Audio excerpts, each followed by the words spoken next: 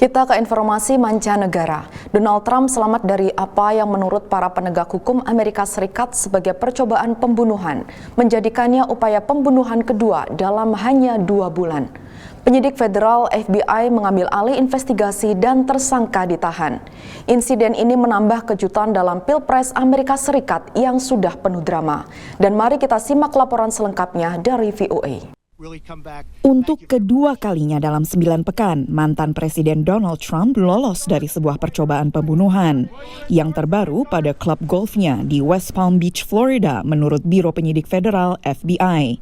Menurut sheriff setempat, pelaku berjarak antara 275 hingga 450 meter dari Trump. The Secret Service agent that was on the course did a fantastic job. What they do is they have an agent that jumps one hole ahead of time to where the president was at. And he was able to spot this rifle barrel sticking out of the fence and immediately engage that individual, at which time the individual took off.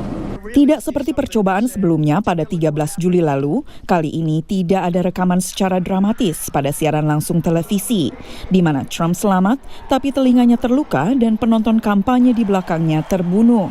Beberapa hari setelah penembakan waktu itu, ia menerima secara resmi pencalonannya sebagai capres Partai Republik.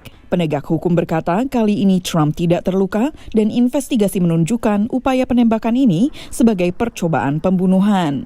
Trump sedang bermain golf saat agen Secret Service atau pasukan pengamanan presiden menemukan senjata laras panjang dengan teropong serta kamera GoPro di semak-semak tempat pelaku bersembunyi.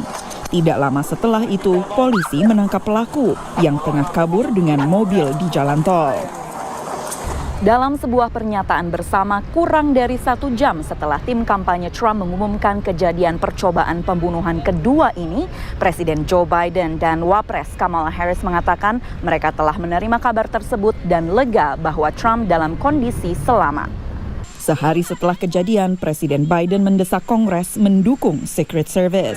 They need more personnel, they need more money. What kind of help do you say? I think we need some more personnel. I think they may deciding whether they need more personnel or not.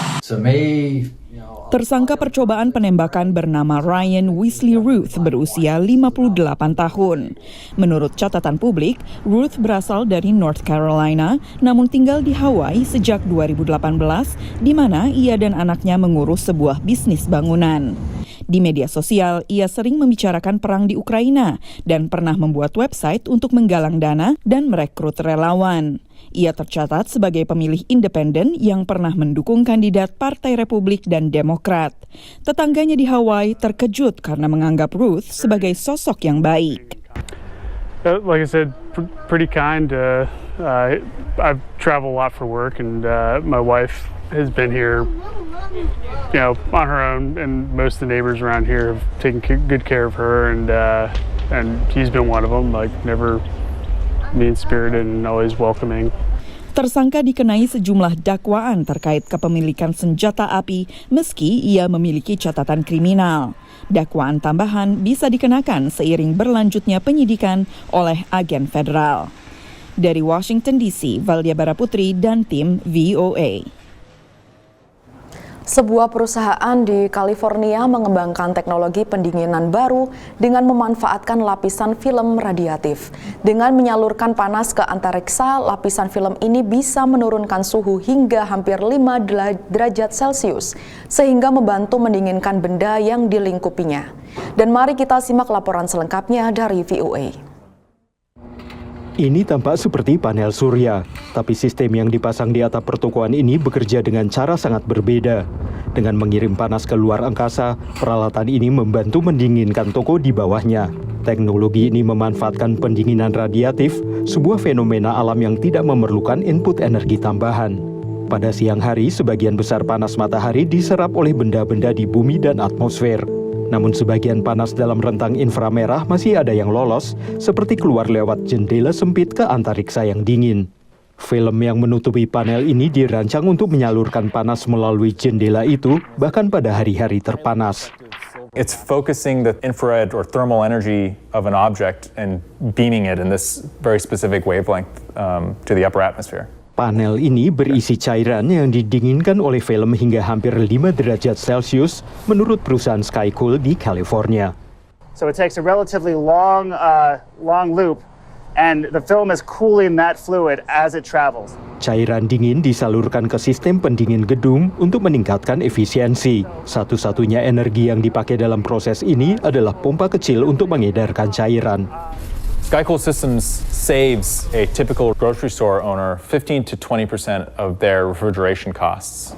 Teknologi pendinginan ini bisa banyak diterapkan. Sebuah proyek di India memasang film pada gerobak penjual dan menurunkan suhu lingkungan di dalamnya untuk membantu mengawetkan buah dan sayuran secara lebih lama.